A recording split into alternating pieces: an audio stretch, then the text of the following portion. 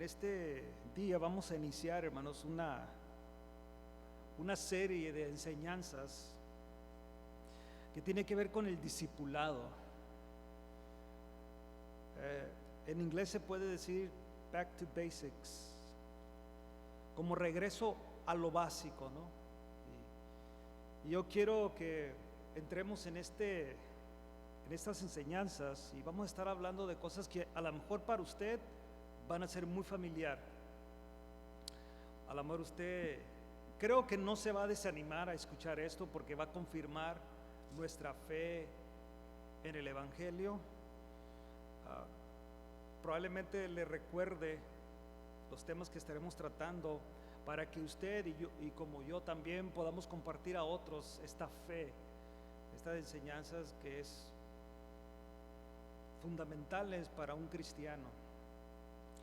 Y en primer lugar que quiero tratar, y si usted solo nos escribe, vamos a tratar con el tema de la salvación, que es donde iniciamos todos, ¿no? Yo no puedo estar aquí, por ejemplo, mi fe no puede ser real si no soy salvo. Necesito ser salvo para realmente tener una fe genuina en Cristo. Es a través de la salvación que yo tengo fe y logro conocer más a Dios, tener una relación conmigo. No que yo le anduviera buscando, no que yo anhelaba la salvación, simplemente Dios me salvó, y ahorita vamos a ver esto. Vaya conmigo por favor a Efesios capítulo 2, y vamos a ver lo que Pablo dice aquí tocante a la salvación. Y vamos a tratar varios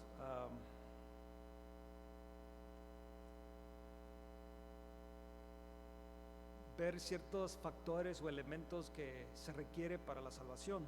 Pero quiero que miremos aquí en el capítulo 2 lo que Pablo dice, y pongamos mucha atención a la enseñanza, hermanos. Pablo aquí, como usted sabe, ya hemos estudiado esta carta a los Efesios, duramos bastante tiempo estudiándola, pero prácticamente aquí en el capítulo 2 Pablo demuestra cómo fue nuestra conversión. ¿En qué estado estábamos? ¿Cuál era nuestra condición? ¿Y qué fue lo que Él hizo? ¿Y para qué lo hizo? El capítulo 2 es esencial, hermanos. Mire lo que dice el capítulo 2, versículo 1. Y Él os dio vida a vosotros cuando estabas, ¿qué? Muertos en vuestros delitos y pecados. Entonces, nuestra condición antes de Cristo, antes de la salvación, era una vida que estaba muerta. Amén, hermanos, ¿estamos de acuerdo ahí? Ahí dice, ¿verdad? Esa era nuestra condición. Entonces Él, Dios, nos dio vida a nosotros, cuando estabas muertos en vuestros delitos y pecados, en los cuales anduvisteis en otro tiempo, siguiendo la corriente de este mundo, conforme al príncipe de la potestad del aire, el espíritu que ahora opera en los hijos de desobediencia. Entonces Pablo dice, esta era tu condición antes que Dios te dio vida. Andabas siguiendo la corriente de este mundo. ¿Y usted conoce la corriente de este mundo? ¿La conoce? A ver, ¿cuántos la conocen? ¿Verdad que la conocemos? Conocemos exactamente lo que desagrada a Dios, ¿sí o no? O sea, sabemos lo que es pecado, hermano. ¿Habrá alguien aquí que no sabe qué es pecado? O sea, sabemos exactamente lo que es pecado. Aquello que deshonra a Dios o no le agrada a Dios. Esa era nuestra condición antes de Cristo. Así vivíamos y creíamos que era muy normal, aún si en nuestra vida se nos enseñó lo moral. Pero de todos modos, decir una mentira no era un problema, una mala palabra no era problema mientras no te oyera tu mamá, tu papá, cuando eras joven. Una palabra mala o algo así, una mentira, pues hasta aún todavía, ¿no? Una mentira blanca está bien, y muchas otras cosas. Pero en Cristo ya cambia, porque sabemos que eso es pecado. Amén, hermanos. Y Dios castiga el pecado. Amén. Entonces esa era nuestra condición antes de Cristo. Y dice Pablo, y continúa diciendo cuando Él hizo esto en nosotros. Andábamos nosotros viviendo los deseos de este mundo, pero conforme, y eso es bien interesante porque Pablo tiene que traer esto a la mesa, conforme al príncipe de potestad del aire. ¿Quién es él? ¿Quién es, hermanos? No tenga miedo de decirlo. ¿Quién es? Satanás, el diablo, nuestro enemigo. Entonces la Biblia especifica que aquellos que no son salvos, aquellos que no son cristianos, aquellos que no han nacido de Dios, aquellos que Dios no les ha dado vida, son gente o son personas que andan conforme al príncipe de las potestades del aire. Eso es difícil decirle a una persona, pero la Biblia nos enseña que esa es la actitud, ese es el estilo de vida de aquellos que no han nacido. Así éramos tú y yo, hermanos. Es lo que Pablo está diciendo. Así era tu vida antes de Cristo, antes que nacieras de nuevo, antes que Él te diera vida. Esa era nuestra vida. Entonces, dice aquí, el espíritu que ahora opera en los hijos de desobediencia, entre los cuales también todos nosotros vivíamos en otro tiempo. Y Pablo quiere que entienda que ese era el estilo antes. Por eso la evidencia de un nacido de nuevo, hermanos, es muy evidente. Es muy visual. Lolo se mira. Porque no quieres hacer aquello que desagrada a Dios. No quieres, no digo que no lo, pero no quieres. Y empieza la lucha, empieza la batalla. Odias el pecado, es un repudio, o sea, es algo malo, huele feo, apesta, no lo soportas. Así debe de ser, hermanos. Para nosotros aquello que es conforme al mundo, conforme al príncipe de este mundo, para nosotros debe de ser asco, debe de causarnos náuseas, debe de ser algo que no soportas, no aguantas. Por eso a mí se me hace muy difícil cuando la gente dice, it's okay. Muchos cristianos no pasa nada, hermano.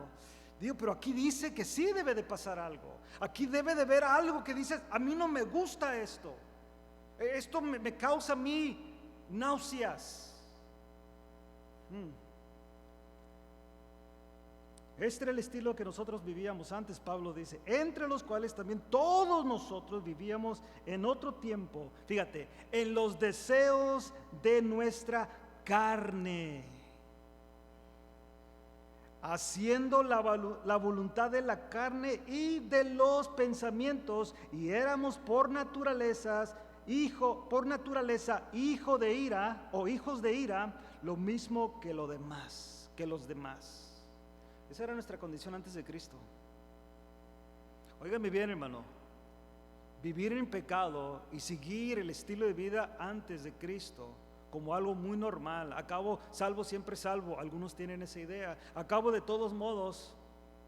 No, hermano, porque aquí Pablo está especificando, ese era antes tu vida, así vivías antes, ese era tu estilo de vida, eso es lo que desagrada a Dios, y así vivías antes. Y le dabas, como Pablo enseña a los Gálatas, capítulo 5, vivías conforme a la carne. Y Pablo especifica ahí que todos aquellos que viven conforme a la carne, ¿qué va a suceder con ellos, hermanos? Los que practican tales cosas no heredarán el reino de Dios. Entonces, un verdadero cristiano, una persona que ha nacido de nuevo verdaderamente, hermanos, no practica el pecado. No mira el pecado como, ¿qué importa? Cuando peca, duele. Cuando dice algo que no debería de haber dicho, y aun cuando lo piensa, aunque nadie se dé cuenta, pero Dios sí se da cuenta, debe de traer dolor. Pensé mal de mi hermano, pensé mal de esa persona, debe de traer dolor a nuestra vida. Desearle que algo malo le pase, ay Señor Santo, y eres cristiano o soy cristiano, debe de traer dolor a mi vida. Porque eso era lo que hacía antes, y ahora en Cristo es diferente. Y Pablo quiere que lo entendamos, hermanos. Pero Dios, versículo 4, que es rico en misericordia. ¿Cómo es Dios, hermanos? Rico en misericordia, usando un lenguaje muy popular, rico, o sea, algo que tiene mucho valor. Rico en misericordia, aquello que Dios no, que Dios no te da, pero lo mereces. Tú y yo merecemos el castigo, ¿sí o no, hermanos? Pero en su misericordia, ¿qué ha hecho? ¿No fue misericordioso Dios hoy con usted y conmigo? Wow. La Biblia dice que sus misericordias son nuevas cada mañana. ¿Te imaginas que no fueran nuevas cada mañana? Solamente imagínate vivir en la misericordia de ayer, pero hoy no hay nada. ¿Estuviéramos aquí, hermanos? No. Para que tú y yo podamos estar aquí en esta noche, tiene que ver con la misericordia de Dios. Tiene que ver con la misericordia de Dios. Por eso dice aquí, pero Dios, que es rico en misericordia, por su gran amor con que nos amó, aun estando nosotros muertos en pecados, nos dio, ¿qué, hermanos? Vida juntamente con Cristo. Ahora le pregunto, ¿Cristo vive eternamente y para siempre? Eternamente y para siempre. Él venció la muerte. Él tiene control sobre la muerte.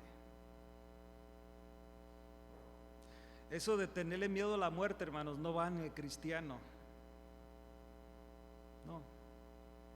Nosotros tenemos vida en Cristo.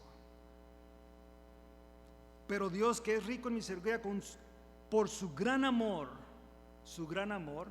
con que nos amó, aun estando nosotros muertos. ¿Qué le haces a un muerto? ¿Qué te puede decir un muerto cuando le hablas? ¿Cómo reacciona un muerto, hermano, si le pegas?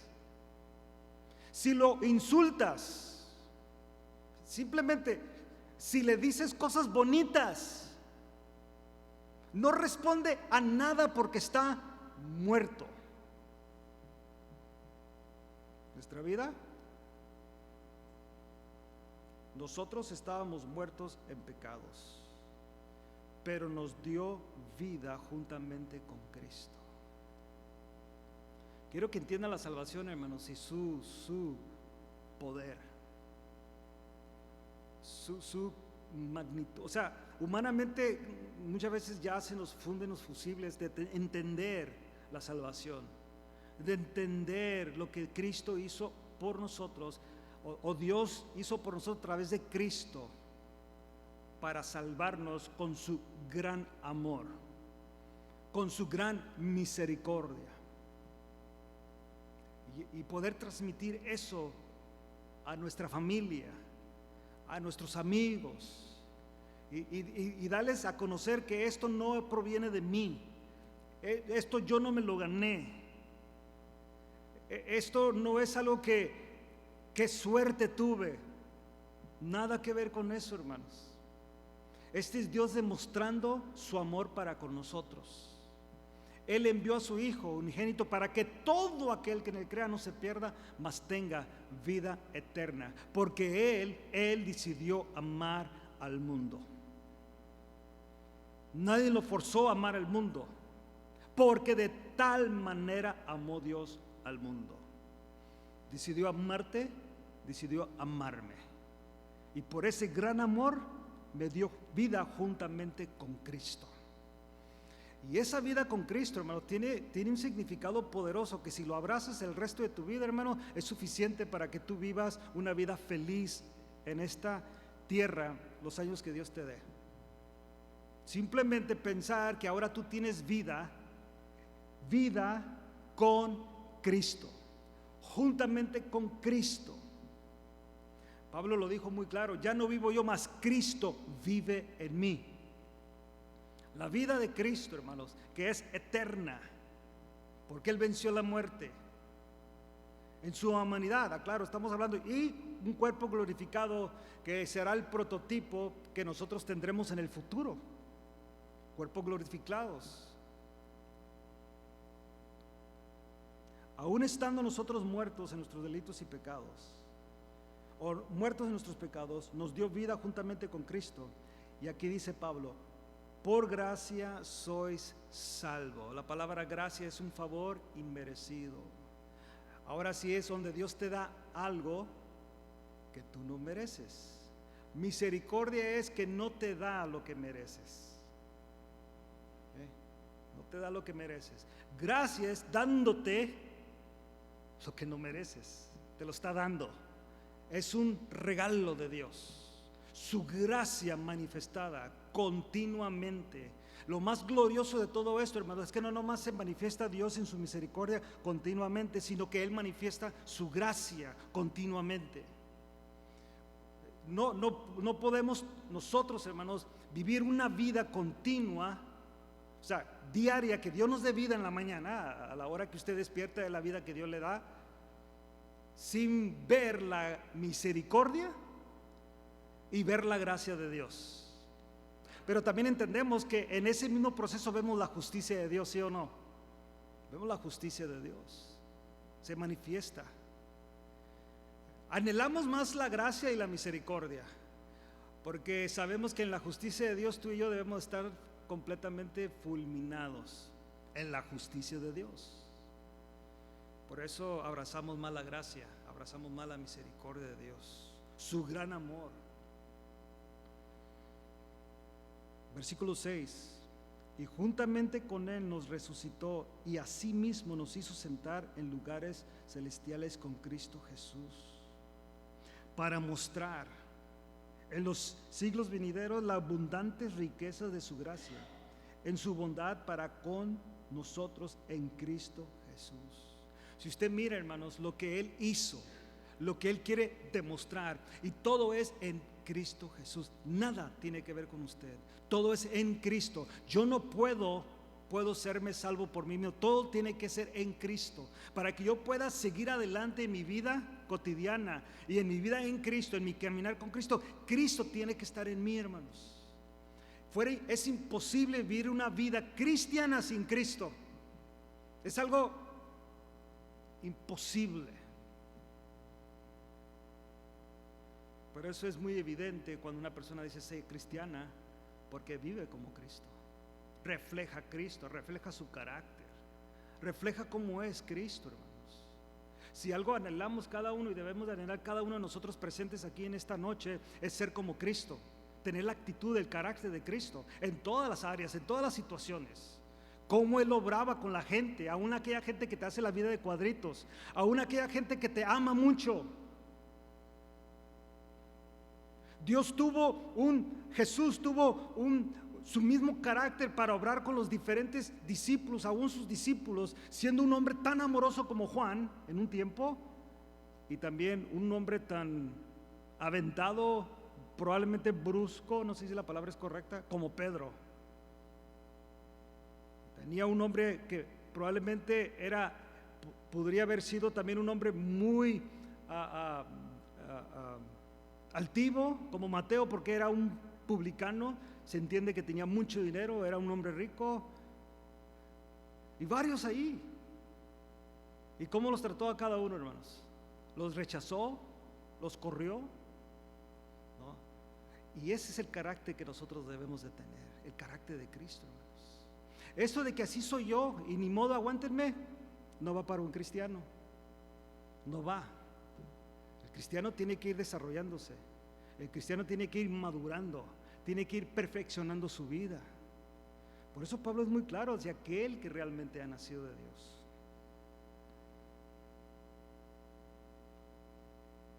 Versículo 8 dice: porque por gracia sois salvos por medio de la fe.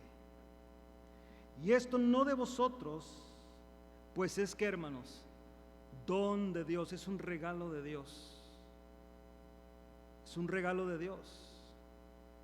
Este regalo no lo recibes, hermanos, si te portas bien. como tenemos la idea de decirle a nuestros hijos, si te portas bien te voy a regalar. No les estás regalando, se lo está ganando. Un regalo no se gana, ¿verdad que no? Bueno, ¿usted se ganó la salvación? Habrá alguien que yo sí me la gané, hermano, yo soy muy bueno. No, hermanos, es un don de Dios. Por eso dice aquí, porque por gracia sois salvos por medio de la fe, y esto no de vosotros, pues es don de Dios. ¿Por qué es un don de Dios? ¿Por qué tiene que especificar Pablo? Esto proviene de Dios.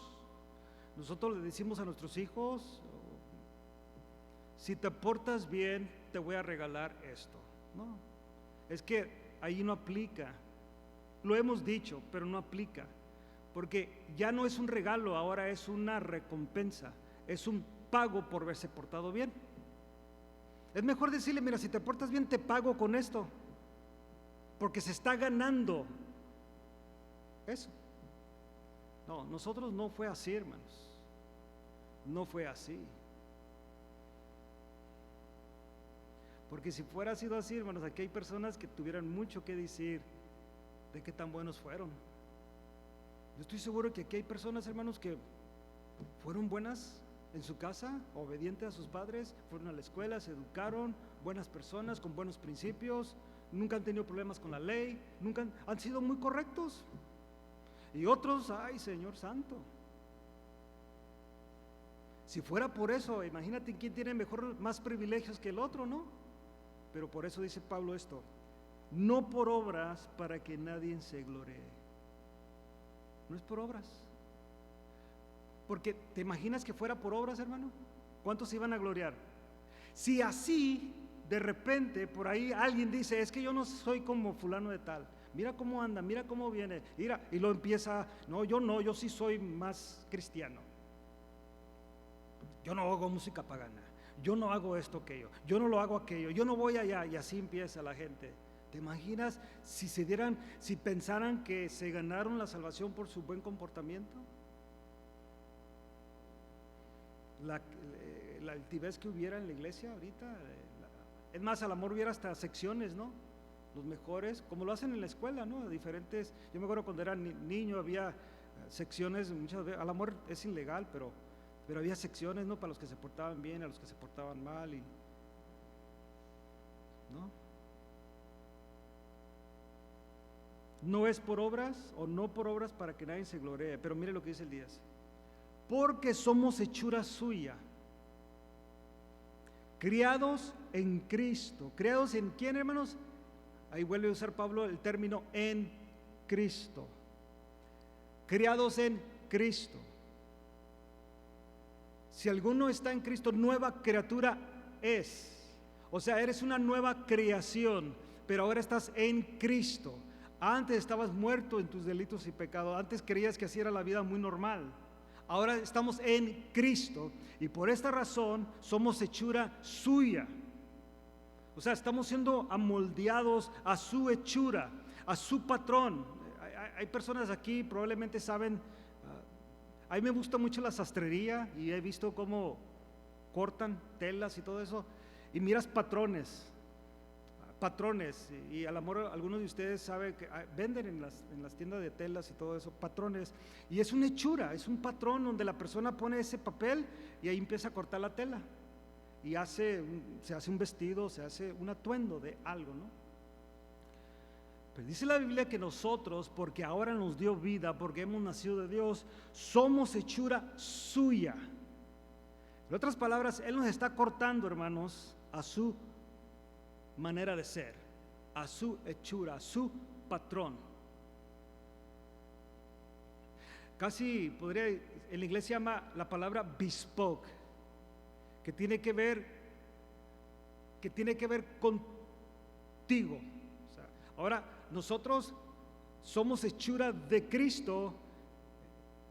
Cuando nos ponemos ese traje, quiero usar el término traje, que está hecho a tu hechura, ya no me parezco yo, sino que ahora me pongo el traje y reflejo a quien cree, a Cristo, porque es de la hechura de Él, la medida de Cristo.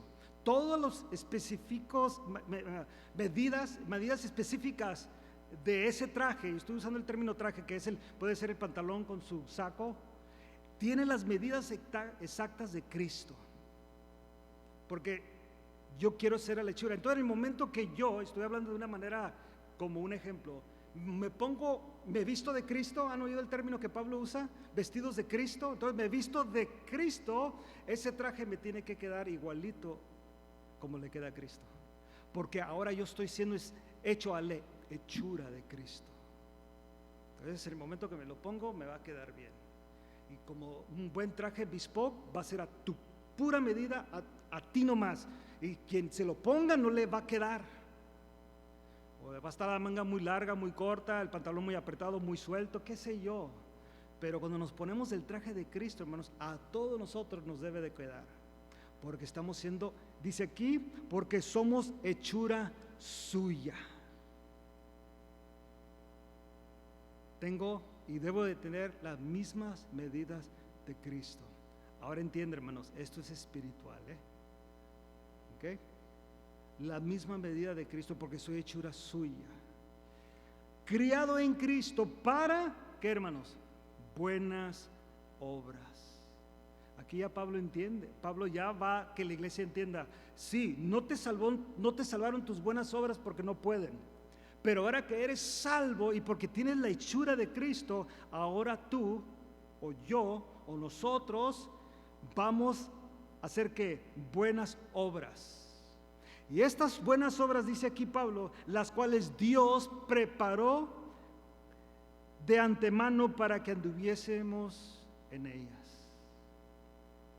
Entonces, un verdadero cristiano nacido de Dios va a hacer buenas obras. Este va a ser la evidencia de que eres cristiano. Yo le hago una pregunta, y yo también me la estaba haciendo hoy. Si estuviera en una corte de justicia, en una corte, y quisieran, y lo voy a hacer al revés, no en el pensamiento, me están culpando de que soy cristiano, y yo estoy negando lo que soy. Yo estoy diciendo, yo no soy cristiano, lo niego con totalidad. ¿Cree usted que hubiera bastante evidencia de la procuraduría, ¿lo dije bien?, para inculparme? Pero de usted también. Usted lo niega, yo no soy cristiano, pero trajeran bastante evidencia en la corte. Si hubiera bastante, hermanos, que dijeran que sí es. O sea, no, es que aquí, no, más o menos, no, es que hay bastante, sí, es que tú eres cristiano, ¿por qué dices que no? Yo no soy cristiano. Como al revés, cuando dicen yo no lo maté, y hay bastante evidencias que sí. Ahí está en el video, están las huellas en el arma, todo está, y la persona dice inocente. Como es el que acaba de matar hace unos meses allá en El Paso, Texas, se declaró inocente. Ahí está todo, la evidencia, pero se declaró inocente. ¿Te imaginas tú que digas, y vas a la corte, yo también, igual que tú, y entramos ahí y digo, no, yo no soy cristiano? Pero para empezar, eres pastor. Pues sí, pero eso no me hace cristiano. Y luego empieza la evidencia, empieza a sacar el récord. Pero es que tú haces muchas cosas que hacen los cristianos. No me quiero usar yo como ejemplo, no más piensa, hermano. Es que tú haces, mira, tú vas a la iglesia, tú alabas a Dios, tú tienes una Biblia, y ahí están las evidencias de un cristiano. Tu comportamiento es de un cristiano, no le haces mal al prójimo, no mientes, no mal hablas. Hemos visto videos, hemos visto cosas que tú has, en lugares que has tenido la oportunidad de agarrar dinero, no lo agarras. Es que yo soy moralmente bueno. No, pero está bien, al amor sí eres, pero tú hablas de Cristo, tienes una pasión, adoras a Dios. Eso no es ser moralmente correcto. Tú te postras o adoras. Cuando vas a la iglesia, hemos visto en videos donde tú estás centrado, nadie está cantando, pero tú estás ahí adorando a Dios. El músico no te tiene que decir que adores, tú estás adorando, estás entrado en la adoración a Dios. Hay mucha evidencia. Cuando estás oyendo la predicación, no estás metido en el Face, estás apuntando, estás poniendo atención a la prédica. Allí te hemos visto en videos. ¿Cómo que no eres cristiano? ¿Habría bastante evidencia para todos nosotros, hermanos? En este asunto es meternos a la cárcel. Bastante evidencia. ¿Por qué? Acuérdate que en este país tú eres inocente hasta que te comprueben culpable, ¿verdad? Y se comprueba a través de qué, hermanos? De la evidencia. Las huellas, ahorita pues casi todos ya traen hasta cámara, ¿no? Todo es en cámara ya, casi toda la evidencia es en cámara, grabaciones y todo eso, todo.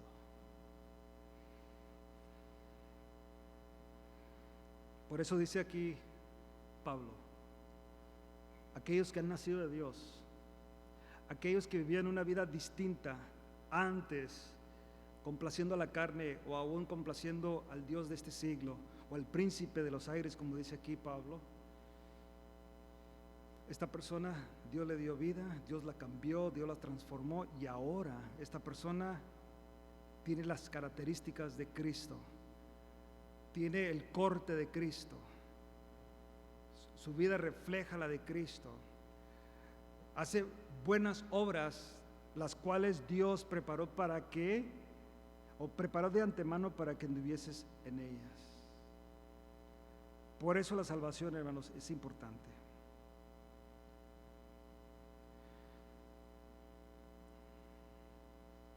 La salvación, hermanos, y cuando quiero entrar en unos puntos aquí rápidamente, viene a través, como leímos aquí, a través de la muerte y resurrección de Cristo. No hay otra manera de ser salvo. No hay otra manera, hermanos. No hay otra manera que tú y yo podamos ser salvos.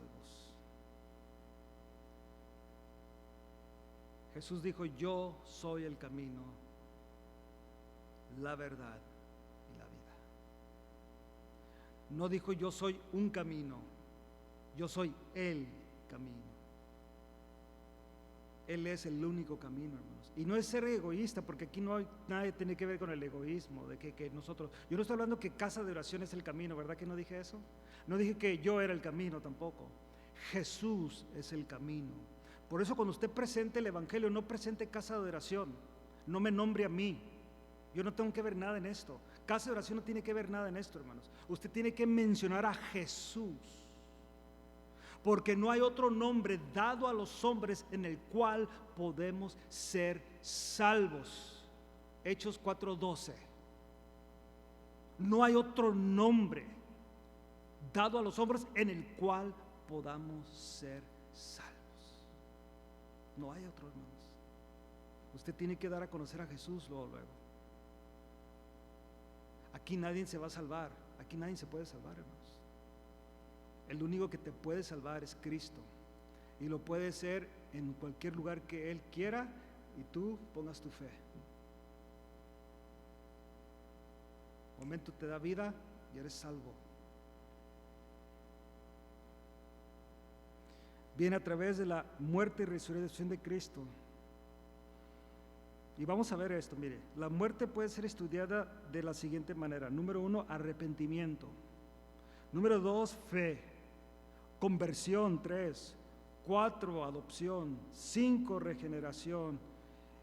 Y 6, justificación. Arrepentimiento. ¿Qué es arrepentimiento?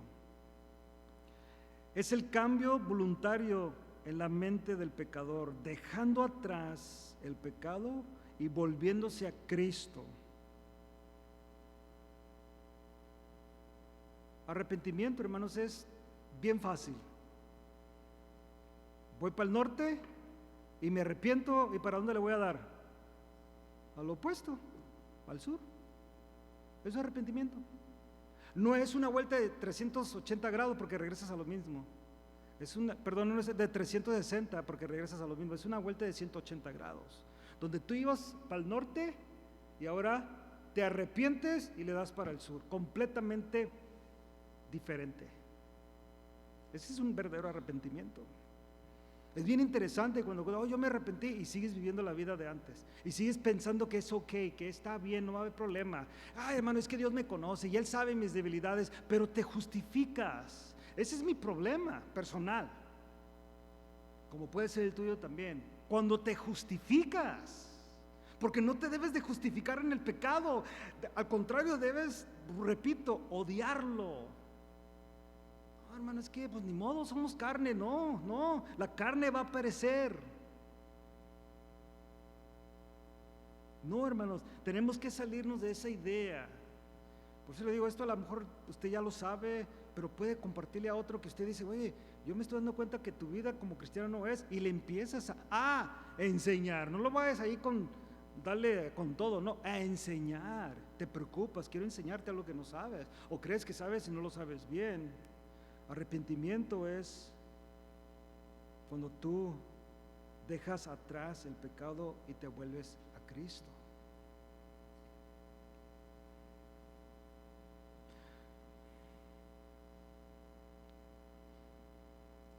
Por ejemplo, vaya conmigo a Lucas capítulo 15. Usted conoce la historia, pero para que lo mire qué es arrepentimiento, y lo podemos ver en el elemento intelectual.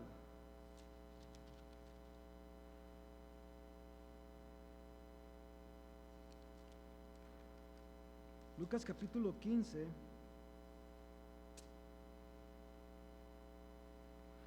Y aquí en el capítulo 15, empezando el versículo 11, no vamos a leer todo esto, pero usted conoce la historia del hijo pródigo, lo que él hizo, lo que sucedió allí en esta familia, donde prácticamente le está diciendo, Padre, quiero que te mueras para que me des la herencia, ¿no? Prácticamente, porque las herencias se dan cuando uno se muere, ¿verdad? Eso es parte de lo lógico, ¿no? Pero fíjate lo que es arrepentimiento genuino.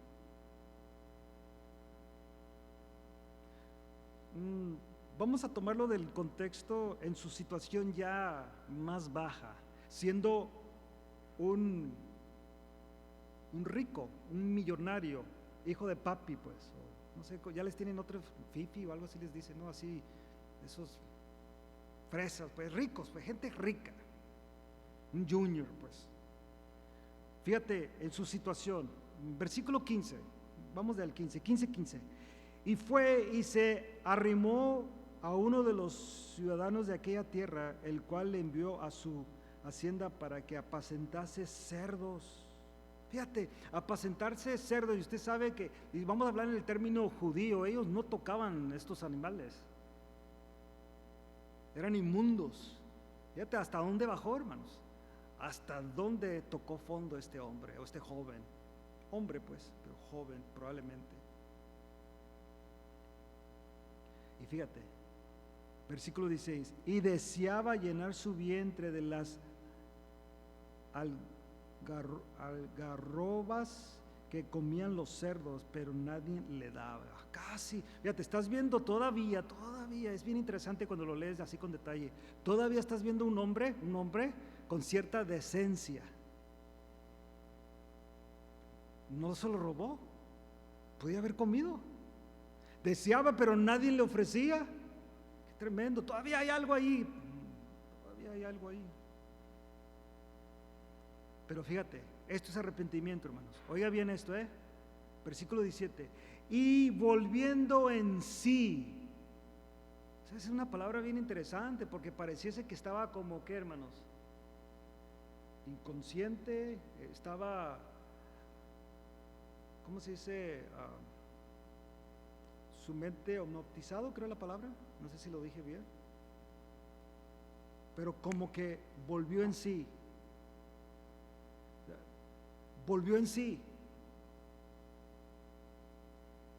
Y esto fue lo que dijo: ¿cuántos jornaleros en la casa de mi padre tienen abundancia de pan? Estamos hablando de los trabajadores. Acuérdese que en la casa de su padre él era el hijo del padre, pero él estaba acordándose que los jornaleros, los trabajadores de su padre tenían pan y lo tenían en abundancia. y yo aquí perezco de hambre. Que es bien interesante, hermanos, que lo hizo reflexionar a él fue el hambre. Es bien interesante. Dios usa de muchas maneras muchas cosas en la vida de uno para que se dé cuenta uno en la situación que está y cómo estaba antes y en lo que está ahora. Fíjate lo que dijo, este es arrepentimiento. Me levantaré e iré a mi padre y le diré: Padre, he pecado contra el cielo. ¿Y entiende usted eso del cielo? Dios. Y contra ti. Ese es un genuino arrepentimiento, hermanos, en todas las áreas. Primero mencionas a Dios y luego la situación del momento. Porque acuérdate que todo pecado, todo lo que hacemos, aunque yo haya hablado mal de mi hermano o pensé mal y nadie se dio cuenta, pero he pecado contra Dios y contra esa hermana o ese hermano o esa persona, aunque no sea cristiana, pero la critiqué. Pecado contra Dios, contra ti. Él está pensando en esto, Ya no soy digno de ser llamado tu hijo, hazme como uno de tus jornaleros. Ese es verdadero arrepentimiento, hermanos. No es una persona que se arrepiente y quiere el puesto que tenía antes. No, pues que no me perdonaste. Sí, pues yo quiero el puesto que tenía antes. Yo quiero la misma confianza que me tenías antes. No, un verdadero arrepentimiento es diferente. Lo toma muy diferente el asunto. Ahora simplemente hazme, permíteme, pero yo puedo vivir allá donde viven los jornaleros, aunque sea tu hijo, pero yo puedo vivir allá donde vive la servidumbre, allá, y usar el mismo atuendo que ellos, y comer de la comida de ellos, ya no la comida que se daba a la gente rica, simplemente el pan, la comida del jornalero, la comida de la servidumbre, simplemente. Ese es verdadero arrepentimiento. Y él está pensando todo esto. Y levantándose, no solamente lo pensó, sino que lo puso en acción. Ese es verdadero arrepentimiento. Iba para el norte y ahora se regresa, y completamente ahora sí, se levanta y viene, se regresa. Y dice, vino a su padre, y cuando aún estaba lejos, lo vio su padre y fue movido a misericordia. Eso es lo que nosotros necesitamos cuando alguien sabemos que hemos ofendido o nos ofendió, pero a pesar de, nosotros tenemos que ir a esa persona. Fíjate cómo lo dice este padre. Este padre, hermano, se podía ver. Imagínate que tu hijo te diga: muérete, quiero que te mueras porque quiero mi lana. Prácticamente le está diciendo eso. Ojalá que te mueras ya, especialmente si saben que tienes una aseguranza de vida. No sé cuánto valga, pero que tengas bastante. Ojalá que ya se muera mi papá, que hay necesidad. Vale más muerto que vivo.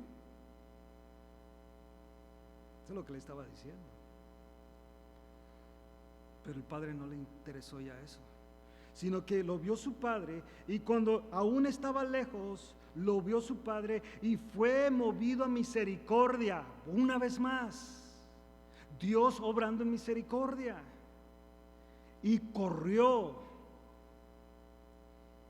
Ahora, si usted va a puntos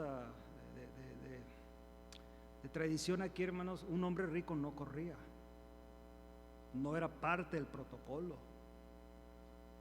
Era un hombre que tenía puesto, no hacía esos, por ahí dirían, esos papelitos, pero no le importó porque ahí venía su hijo.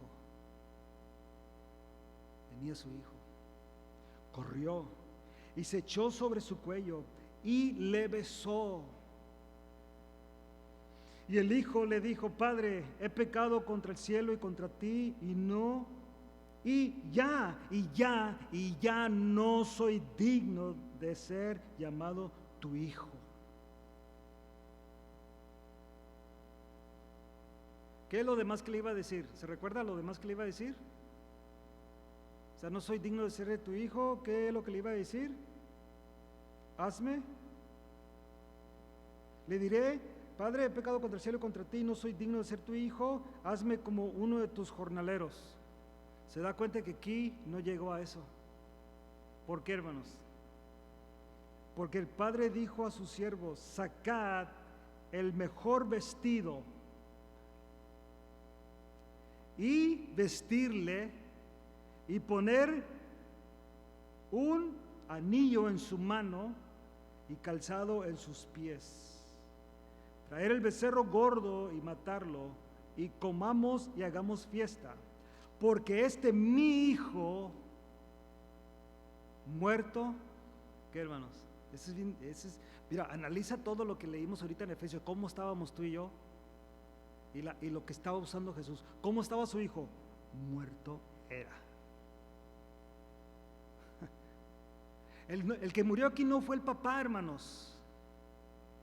Y el hijo hubiera querido antes que se muriera. Mi hijo muerto era, ya que revivido. Se había perdido y es hallado, y comenzaron a regocijarse. Ese es verdadero arrepentimiento, hermanos. Ya no hubo ni oportunidad. Dice, papá, nomás ponme allí en una esquina. Es más, en otras palabras, decir yo no soy digno de ser llamado tu hijo. En otras palabras, no soy ni digno de decirte papá. Y al padre no le importó nada de eso. Él miró la sinceridad, que mi hijo estaba muerto, que mi hijo estaba perdido, ha revivido, ha sido hallado, hagamos fiesta. Bueno, ese es un verdadero arrepentimiento. Es algo que tú realmente lo vives, a no querer ser como antes, a no querer vivir la vida antes, de todo lo que hacíamos antes de Cristo, en lo más mínimo a lo más grueso, como se dice, que tú odies eso. Ese es un verdadero arrepentimiento.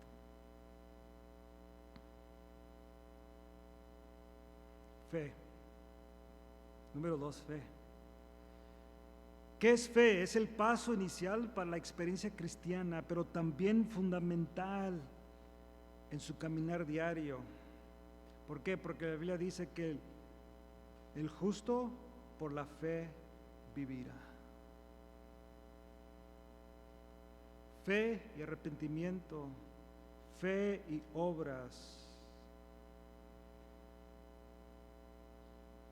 Fe y arrepentimiento. Vaya conmigo a Hechos capítulo 20.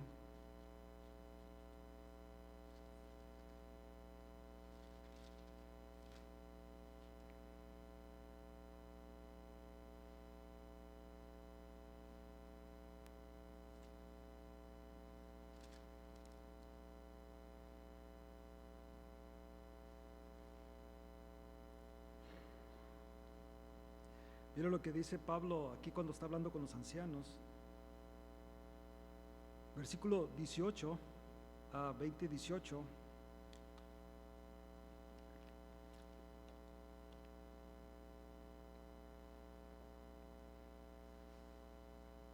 Cuando vinieron a él les dijo: vosotros sabéis cómo me he comportado entre vosotros todo el tiempo, desde el primer día que entré en Asia, sirviendo al Señor con toda humildad y con muchas lágrimas y pruebas que me han venido por las acechanzas de los judíos, y como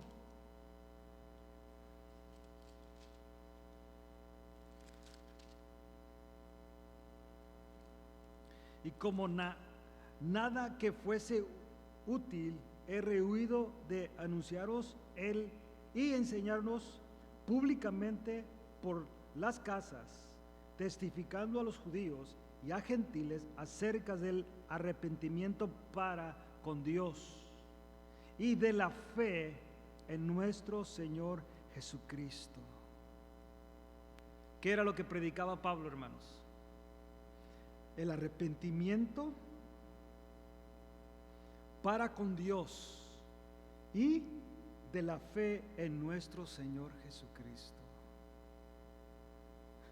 Porque he pecado contra Dios y mi fe en Cristo es el que perdonó, por la obra de Cristo, por la cruz, por la sangre derramada, por el Cordero que quita el pecado del mundo. He pecado contra Dios, pero es a través de Cristo donde yo soy perdonado.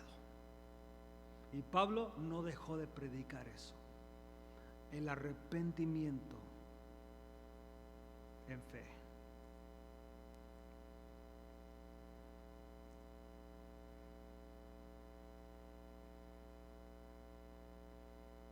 Conversión, número 3. Significa volverse de nuevo.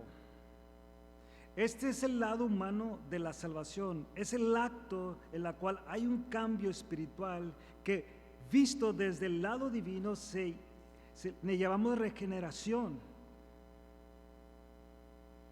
Esto es donde la persona es identificada. No tanto por lo de adentro, pero por la conversión. Porque se convierte, cambia.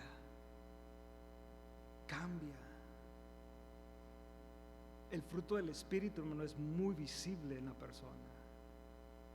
La persona llena del Espíritu Santo no es aquella que brinca y salta, hermanos, y hace remolinos y habla en lenguas, o profetiza, o tiene específicos dones que creemos en la iglesia, claro.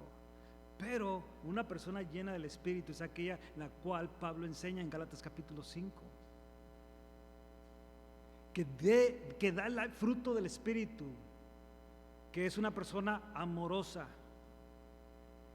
una persona que tiene gozo, una persona que tiene paz, que es paciente, que es benigna, o sea, tiene dignidad, que es bondadosa, que tiene fe,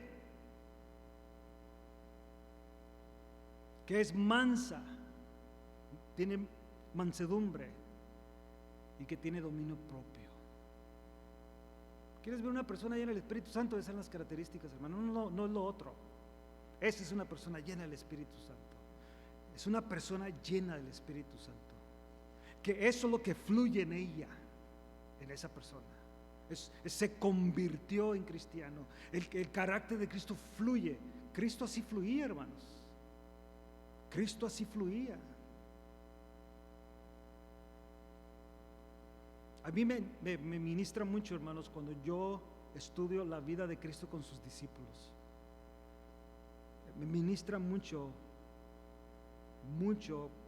Y cuando hablo de sus discípulos, especialmente sus 12 discípulos. Tuvo muchos discípulos, pero aquellos 12 que después les puso apóstoles. Ministra mucho la vida de ellos con Jesús y cómo los trató Él. Claro, varias veces les dijo hombres de poca fe. También les dijo, si no pueden soportar la palabra, estoy parafraseando. O sea, nunca les digo váyanse, entonces se pueden ir. Nunca, hermanos, les reprochó de no haber creído en Él. Porque fácil, hubieran sido nosotros, hermano, hubieran estado en el comité de nosotros, hubieran sido parte de esta congregación, hubieran sido, alguien hace algo así, te me vas de aquí, tú no puedes ser parte de esto ya, tú negaste a Cristo. Es más, te dijimos que sí existía, nosotros lo vimos y tú dijiste que no. Entiéndese, Tomás, tú ya no puedes ser parte de... Jesús no dijo eso. Sí le dijo, mira, Tomás, creíste porque me vistes. Lo retó a meter su mano en su costado y su dedo en su mano. Sí lo retó, le dijo, mira, aquí estoy. Pero sí le dijo, pero bienaventurados son aquellos que creyeron sin ver. Esos más bienaventurados. La conversión, hermanos. Un nuevo caminar.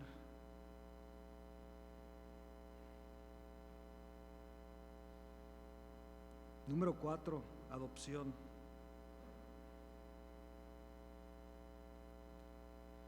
Adopción, hermanos, es colocarse como hijo. En este caso, todos los que reciben a Cristo como Salvador son reconocidos con todos los privilegios de los hijos propios. Somos parte de una nueva familia porque Cristo nos ha adoptado. En Cristo hemos sido adoptados en la familia del Padre, con todas las características, hermanos. A pesar de cómo somos, nos adoptó para cambiarnos. Si usted estudia un poquito la idea de la adopción, en términos cuando Pablo enseña un poco de la adopción en Efesios, no era como la que creemos ahora. Ahora se adoptan. ¿A qué edad es la mejor de adoptar un niño? ¿Usted sabe eso? ¿Qué es la mejor edad? Cuando está recién nacidito. Es la mejor edad, porque tú lo formas. Hay padres, super padres, que digo yo, wow, se quita uno el sombrero cuando adoptan niños que sí están enfermitos, que saben que tienen ciertos problemas, ciertos desafíos van a tener en su vida, y todavía dicen, no, yo quiero adoptarlo. Wow, esas gentes que hacen eso. La adopción donde habla Pablo era una adopción que se miraba en los romanos, porque era una adopción que tenía que haber ciertas características en esta persona adoptada, especialmente varones. Tenía que ser gente inteligente, bien parecida, bien puesta, porque iban a tomar, porque si estas familias tenían hijos que eran contumaces, rebeldes, no eran productivos, adoptaban a otro hijo porque ese iba a llevar la herencia, iba a llevar el nombre, y tenía que ser una persona fina, una persona con ciertas características. Eran escogidos y eran gente ya grande, diríamos entre los 18 a 30 años. Y en el momento que se firmaban las escrituras y todo, esa persona automáticamente era heredero de todo. Y llevaba el nombre de esa familia, automáticamente. No importaba de qué familia hubiera sido antes. Y la otra cosa es que completamente, oiga bien, y usted lo puede estudiar eso, completamente rompían lazos con la otra familia. Completamente. Nada tenía que ver ese que ya era adoptado en esta nueva familia con aquella familia. Nada, era completamente como que no hubiera existido esa familia. Nosotros fuimos adoptados en Cristo, hermanos, y esa debe ser nuestra mentalidad. Nada tengo que ver con el mundo. Y usted va a decir, hermano, aquí vivimos. Entiende, hermano, no estoy hablando del sistema. Aquí vivimos, claro, pero estoy hablando de lo mundano, lo pecaminoso, lo que produce este sistema mundano. Nada tengo que ver con eso. Yo ya fui adoptado en la familia de Cristo. Yo pertenezco a Cristo. Tú perteneces a Cristo. Fuiste adoptado. ¿Está entendiendo eso, hermano? Y fíjate que tú y yo sí fuimos adoptados así como éramos.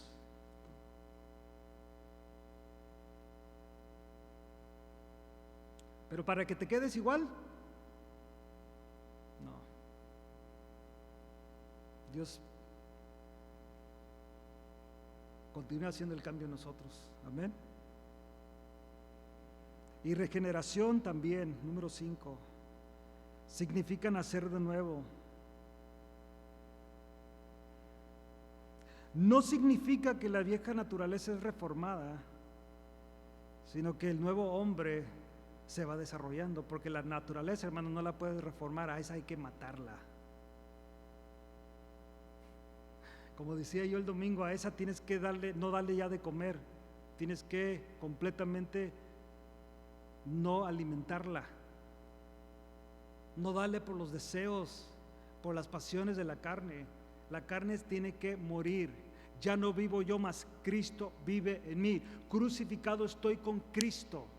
La crucifixión, hermanos, no fue inmediatamente en cuanto colgaron a Cristo, ¿verdad que no fue así? Fue un tiempo, pero ahí estaba la carne siendo crucificada hasta que murió.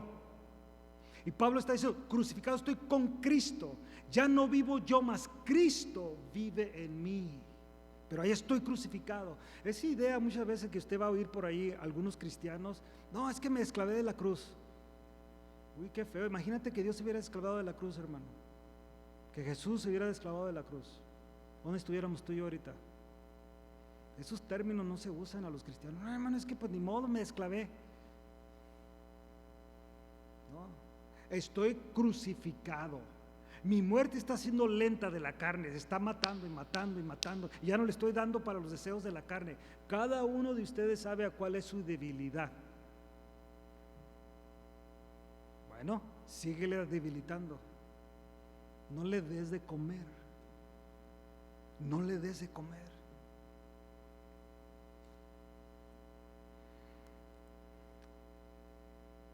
Último, sexto, justificación. Este es el acto judicial de Dios declarando justo al hombre pecador y dándole una posición delante de él. El pecador es declarado justo al aceptar a Cristo como Salvador y es libre de toda culpa. Yo creo que es la experiencia más bonita, hermanos, que puedes vivir de este lado de la eternidad. Y debe de ser una experiencia diaria, hermanos. Que tú y yo no nos sentamos culpables, porque Él nos ha justificado. Mira lo que dice el salmista rápidamente, Salmo 32.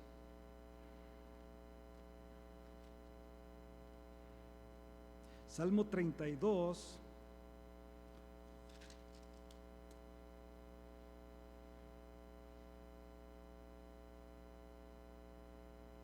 Mira lo que dice el versículo 1 y 2. Bienaventurado aquel cuyas transgresiones, Salmo 32, 1. Bienaventurado aquel cuyas transgresiones ha sido perdonada y cubierto su pecado. Altamente bendecido pues esta persona. Fíjate el 2.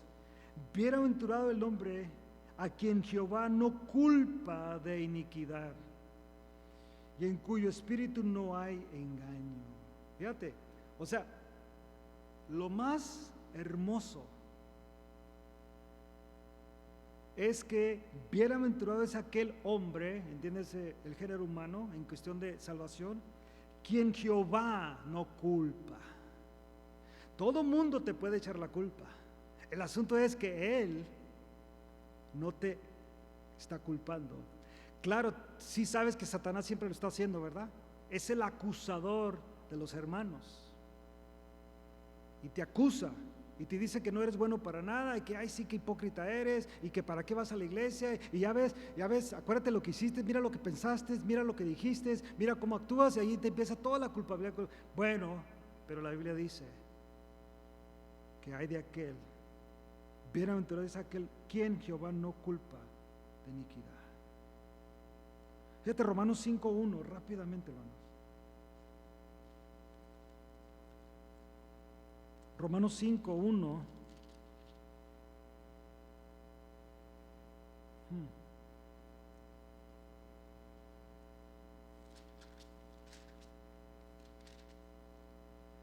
¿Lo tienes?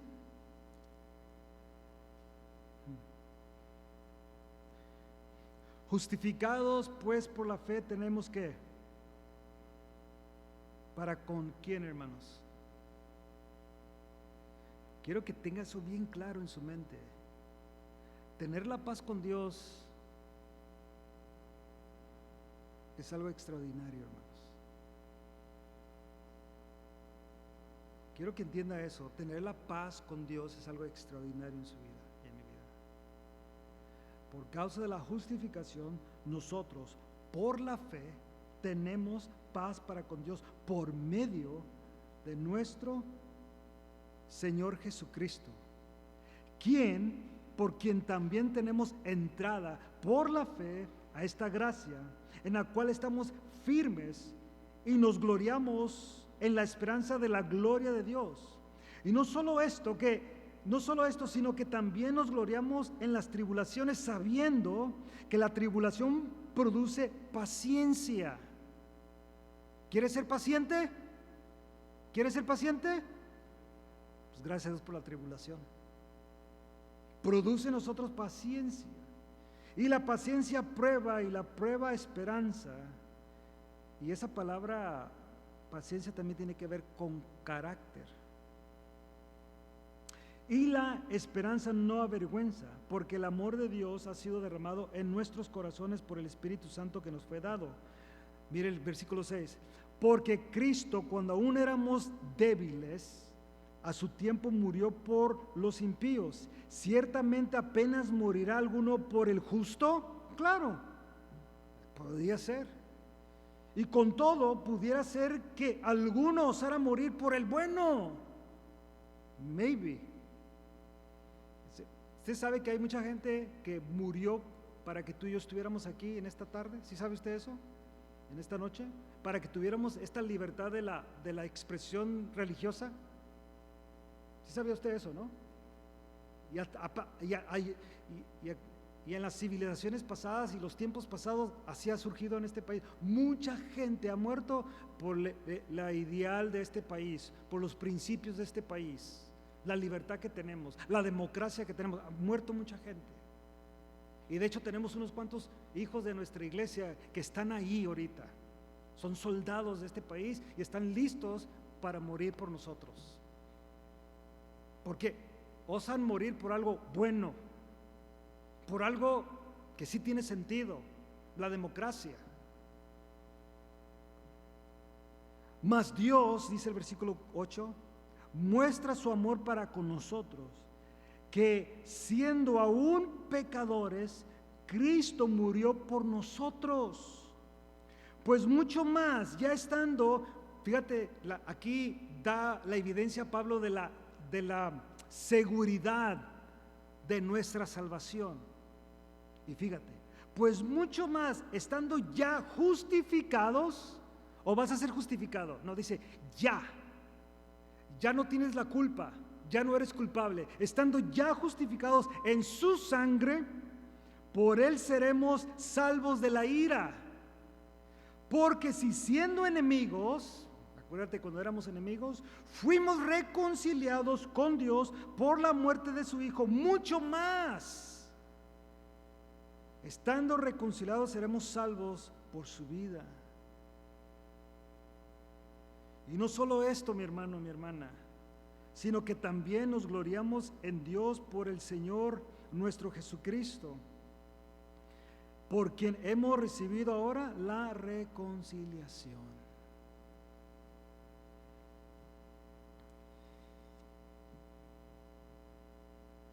Quiero que entienda esta última parte, hermanos. La salvación es algo muy valioso. Es algo, hermanos, de abrazar, de honrar, de tener en serio, hermanos. Acuérdate, es algo que tú recibiste sin merecerlo. No te lo ganaste. En un par de meses o semanas, meses, en unos 2 meses, usted va a recibir algo muy tradicional en este país. Pero la mayoría que recibimos eso no nos lo ganamos. Perdón, no lo recibimos porque no es un regalo, es decir, para ganármelo, si me lo estás regalando, me lo gane, o sea, me lo merezca o no me lo merezca. La salvación, hermanos, es mucho más que eso. Y por eso, hermano, tienes que entender esta doctrina. La tenemos que tener bien seria nosotros, bien clara. Casa de Oración Glendale tiene que tener, cada miembro de esta iglesia tiene que tener esto bien claro. Esta salvación proviene de Dios. Yo no me la puedo ganar, yo no la puedo comprar. Esto proviene de Dios. Y si soy salvo, verdaderamente, mi vida cambia. Cambia, hermanos. Mi vida cambia. Radicalmente cambia. Un compromiso que Dios hace. Él te salvó. Ahora tú y a mí nos toca vivir para Cristo, hermanos. Él hará todo, tú nomás déjate. Sírvele, obedece su palabra. Ser obediente a su palabra, hermano. Ser obediente a su palabra. Es todo lo que le decimos a nuestros hijos, nomás obedece. Es lo que dice el policía, el gobierno, obedece las leyes. Si obedecemos la ley nos va a ir bien, hermano. Y estoy hablando en un término general, ¿eh? Yo sé que hay abusos. En Cristo no hay abusos, o sea, Él sí es perfecto. Nos va a ir bien. ¿Tú obedeces este libro, hermano, hermana? Y lo vas a hacer porque eres salvo. Va a ser parte de que quieres hacerlo. Vas a abrazar, vas a guardar, vas a poner por obra. Lo vas a hacer porque eres salvo. Aquel que no es salvo, le va a dar igual. Va a seguir viviendo la vida religiosa, va a seguir viviendo la vida para estar bien, no sé con quién. El amor con tu pareja, con tus hijos, con tus padres, con tus, no sé, ¿con quién? Pero si sigues en enemistad con Dios, mi hermano, lo que te espera es el infierno. Lo que te espera es muerte eterna. Es lo que te espera. Y no me da pena y no me da vergüenza y no me da nada de decírtelo porque es la verdad del Evangelio. El que no cree será condenado. Así dice la Biblia. Así es. Cree el Evangelio y será salvo. La gente no se va a ir al infierno, hermanos, por pecadora. Recuerda eso. Se va a ir por incrédula, por no haber creído el Evangelio. Porque a pesar seguimos pecando. Es el problema de la carne, que ahí estamos mejorando cada día, hasta que el día que seamos perfeccionados. Pero como le digo, no lo usamos como una excusa, no nos gloriamos en eso, porque no somos esclavos del pecado. Pero aquel que se mantiene en el pecado y se gloria en él, y luego me dice, pues también el hermano fulano y la hermana fulano, también ellos lo hacen. Tú no has nacido de Dios. Y si tú no te arrepientes hoy, y Dios decide quitarte la vida, te vas a perder. Hoy es el día de salvación. Hoy es el día de un genuino arrepentimiento. Amén. Póngase de pie, hermanos, a orar.